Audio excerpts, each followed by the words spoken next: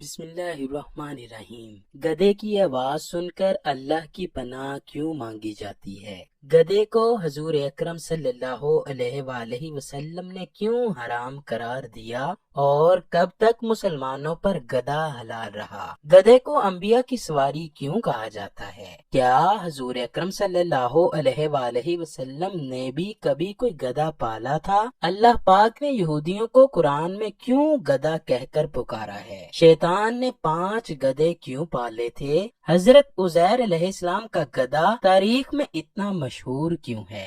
گدھے کو گھر میں پالنا کیسا ہے؟ دنیا کی کون سی ایسی سیاسی پارٹی ہے جس کا انتخابی نشان گدھا ہے؟ ناظرین گرامی، آج کی ویڈیو میں انہی اہم سوالات کے جوابات دیے جائیں گے۔ ایک اندازے کے مطابق اس سیدھے سادے جانور کی دنیا بھر میں 250 کے قریب اقسام ہیں۔ یہ بنیادی طور پر گھوڑے کی فیملی سے تعلق رکھتا ہے۔ اسے مال برداری اور سواری کے لیے 5000 برس سے استعمال کیا جا رہا ہے۔ پھر وقت کے ساتھ ساتھ اس کی ذمہ داریوں میں گاڑی کھینچنے اور ہل چلانے جیسے کام بھی شامل ہو گئے۔ بتایا جاتا ہے کہ 3000 قبل مسیح میں مصر میں اس کا گھریلو استعمال شروع ہوا، گو کہ اسے صابر، قانے، فرما بردار اور سخت جان جانور سمجھا جاتا ہے۔ تاہم اس کی ضد بھی بہت مشہور ہے، ذہین ہے مگر بے وقوفی میں کم نہیں ہے۔ عام طور پر 15 سال تک زندہ رہتا ہے مگر اچھی دیکھ بھال کی جائے تو 50 برس بھی جی لیتا ہے۔ گدھی 12 ماہ میں ایک ہی بچہ جنم دیتی ہے اور گدھوں کے جڑواں بچے شاذ و نادر ہی ہوتے ہیں۔ پاکستان گدھے کی افزائش اور تعداد کے لحاظ سے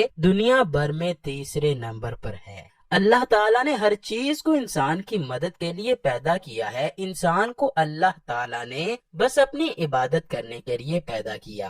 اللہ پاک نے انسان کو اشرف المخلوقات کے شرف سے نوازا ہے۔ یہی وجہ ہے کہ ہر کوئی چیز انسان کے تابع ہوتی ہوئی نظر آتی ہے۔ اللہ پاک نے گدھے کی تخلیق میں بھی یہی حکمت پوشیدہ رکھی ہے کہ انسان گدھے کو اپنے کاموں میں استعمال کر سکے۔ جس طرح اللہ پاک نے قرآن پاک کی سورہ نحل کی آیت نمبر 5 میں یوں بیان فرمایا ہے، اسی نے چوپائے پیدا کیے جس میں تمہارے لیے گرم لباس اور بہت زیادہ نفع ہے، بعض تمہارے کھانے کے بھی کام آتے ہیں۔ گدھا شروع سے ہی انسانوں کی خدمت کرتا ہوا نظر آتا ہے۔ گدھا شروع میں حلال تھا بلکہ جنگ خیبر تک مسلمان بھی اس کا گوشت کھاتے رہے ہیں۔ ناظرین گرامی، یہاں یہ بات بتاتے چلیں کہ جنگلی گدھا ابھی بھی حلال ہے۔ جنگلی گدھا جسے گورخر کہتے ہیں حلال ہے۔ احادیث صحیح سے گھریلو گدھے کے گوشت کی حرمت واضح ہوتی ہے۔ نبی اکرم صلی اللہ علیہ وآلہ وسلم نے جنگ خیبر کے موقع پر پالتو گدھے کے گوشت کو حرام قرار دیا ہے۔ ائمہ سلف و خلف اور جملہ علماء کا پالتو گدھے کے گوشت کی حرمت پر اجماع ہے۔ رسول اکرم صلی اللہ علیہ وآلہ وسلم کا ارشاد ہے،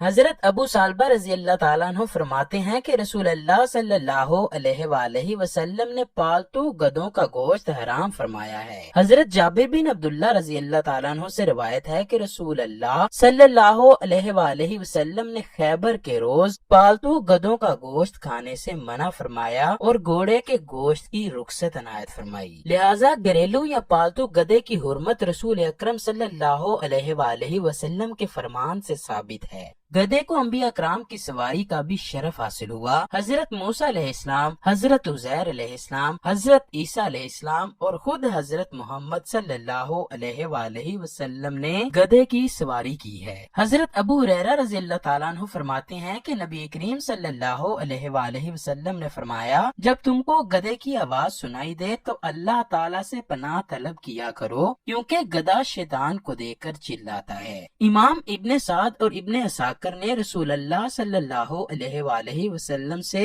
محبت کرنے والے جانوروں کا ذکر کرتے ہوئے اس خوش نصیب سیاہ گدھے کا بھی ذکر کیا ہے جس پر رسول خدا سواری فرماتے تھے۔ ابو منظور رضی اللہ تعالیٰ عنہ بیان کرتے ہیں کہ جب حضور اکرم نے خیبر کو فتح کیا تو آپ صلی اللہ علیہ وآلہ وسلم نے مال غنیمت میں ایک سیاہ گدھے کو پایا اور وہ پابائے زنجیر تھا۔ حضور نبی کریم نے اس سے کلام فرمایا تو اس نے بھی آپ سے کلام کیا۔ حضور نبی اکرم نے اس سے پوچھا، تمہارا نام کیا ہے؟ اس نے عرض کیا میرا نام یزید بن شہاب ہے، اللہ تعالیٰ نے میرے دادا کی نسل سے 60 گدھے پیدا کیے، ان میں سے ہر ایک پر سوائے نبی کے کوئی سوار نہ ہوا، اس لیے میں توقع کرتا ہوں کہ آپ صلی اللہ علیہ وآلہ وسلم مجھ پر سوار ہوں، کیونکہ میرے دادا کی نسل میں سوائے میرے کوئی باقی نہیں رہا اور انبیاء کرام میں سوائے آپ کے کوئی باقی نہیں رہا۔ میں آپ صلی اللہ علیہ وآلہ وسلم سے پہلے ایک یہودی کے پاس تھا، میں اسے جان بوجھ کر گرا دیتا تھا، وہ مجھے بھوکا رکھتا اور مجھے مارتا پیٹتا تھا۔ راوی بیان کرتے ہیں کہ حضور نبی کریم نے اسے فرمایا آج سے تیرا نام یافور ہے،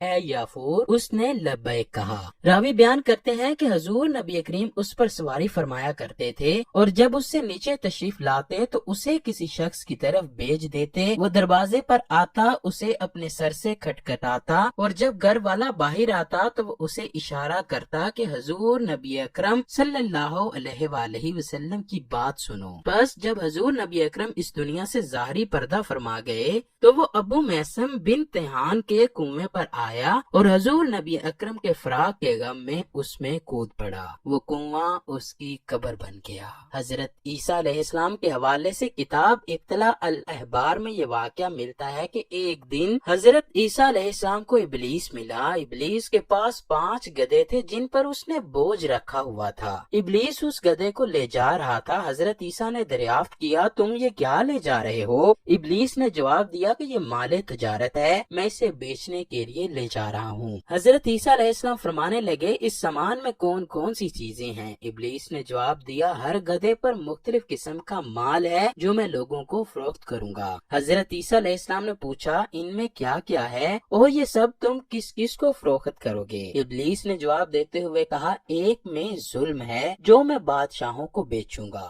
دوسرے میں قبر ہے جو میں سوداگروں اور جوہروں کو بیچ دوں گا، تیسرے میں حسد ہے جو میں علماء کو بیچوں گا، چوتھے میں خیانت ہے جو میں تاجر کے کرندوں کو بیچوں گا، پانچویں میں مکر و فریب ہے جو میں عورتوں کو بیچ دوں گا۔ قرآن پاک میں یہودیوں کے متعلق ارشاد باری تعالیٰ ہے کہ جن پر توریت کا بوجھ رکھا گیا پھر انہوں نے ان کا بوجھ نہ اٹھایا، ان لوگوں کی مثال گدھے کی مثال جیسی ہے جو کتابیں اٹھائے ہوئے ہیں، ان لوگوں کو کیا ہی بری مثال ہے جنہوں نے اللہ کی آیات کو جھٹلایا، اللہ ظالم لوگوں کو ہدایت نہیں دیتا۔ جب رسول اکرم پر نبوت کا اعلان ہوا تو یہودیوں نے اس پر شبہ پیش کیا کہ حضرت محمد صلی اللہ علیہ وآلہ وسلم صرف عرب کے لوگوں پر مابعوث ہوئے ہیں، ہماری طرف مابعوث نہیں ہوئے، اسی وجہ سے اللہ نے یہودیوں کی مثال گدھے جیسی فرمائی ہے۔ ان کا خلاصہ یہ ہے کہ وہ لوگ جن پر تورات کے احکام کی پیروی کرنا لازم کیا گیا پھر انہوں نے تورات پر عمل نہ کر کے اس ذمہ داری کا بوجھ نہ اٹھایا، اس میں حضرت محمد صلی اللہ علیہ وآلہ وسلم کی صفت دیکھنے کے باوجود یہودی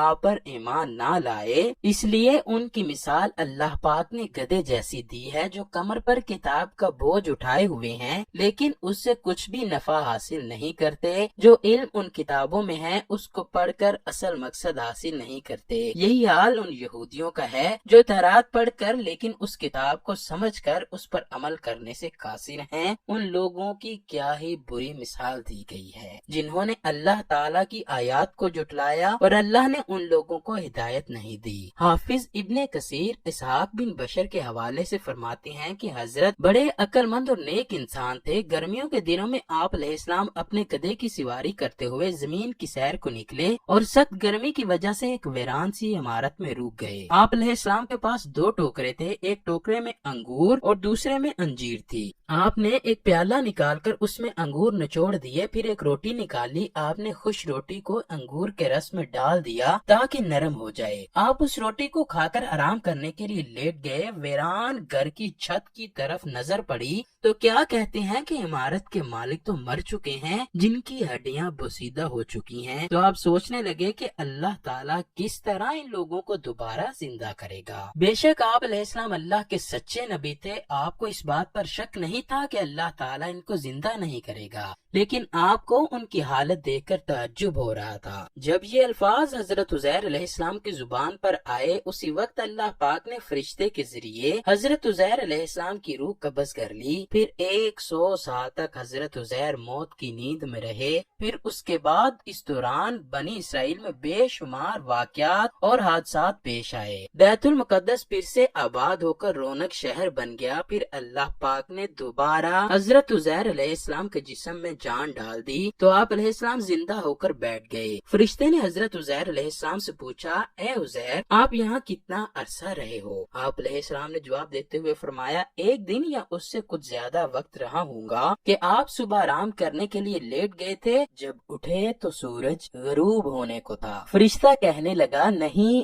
آپ علیہ السلام 100 سال تک یہاں سوئے رہے ہو۔ فرشتے نے کہا، اپنا سامان تو دیکھیے۔ آپ علیہ السلام نے اپنے کھانے پینے کی چیزوں کو دیکھا جو ویسے کی ویسے ہی ہری بھری تھیں۔ پھر آپ کے دل میں خیال آیا کہ فرشتہ غلط بیانی نہ کر رہا ہو۔ فرشتے نے کہا، آپ علیہ السلام میری بتائی گئی مدت کو اگر غلط سمجھ رہے ہیں تو اپنے گدھے کی طرف نظر ماریے۔ جب آپ علیہ السلام نے اپنے گدھے کی طرف دیکھا تو اس کی ہڈیاں گل سڑ کر بوسیدہ ہو چکی تھی۔ فرشتے نے ان ہڈیوں کو اللہ کے حکم سے کہا کہ اکٹھی ہو جاؤ۔ سب ہڈیاں اللہ کے حکم سے جمع ہو کر حرکت کرنا شروع ہو گئیں۔ حضرت عزیر علیہ السلام نے یہ سب نظارہ دیکھا۔ پھر اللہ کے حکم سے گدھا زندہ ہو کر کھڑا ہو گیا۔ جب حضرت عزیر علیہ السلام نے گدھے کو دوبارہ زندہ ہوتے ہوئے دیکھا اور شہر میں ہر طرف رونق ہی رونق دیکھی تو کہنے لگے، میں یقین رکھتا ہوں کہ بے شک اللہ ہر چیز پر قادر ہے، وہی مارنے والا اور دوبارہ پیدا کرنے والا ہے۔ اس واقعے کو قرآن پاک کی سورہ بقرہ میں تفصیل کے ساتھ بیان کیا گیا ہے۔ حضرت دانیال علیہ السلام نے فرمایا کہ گدھا خواب میں دیکھنا نصیب اور بزرگی کی علامت ہے۔ اگر وہ دیکھتا ہے کہ کوئی اس کو گدھا دے رہا ہے تو خواب دیکھنے کے لیے یہ خیر اور خوش قسمتی کی علامت سمجھا جائے گا،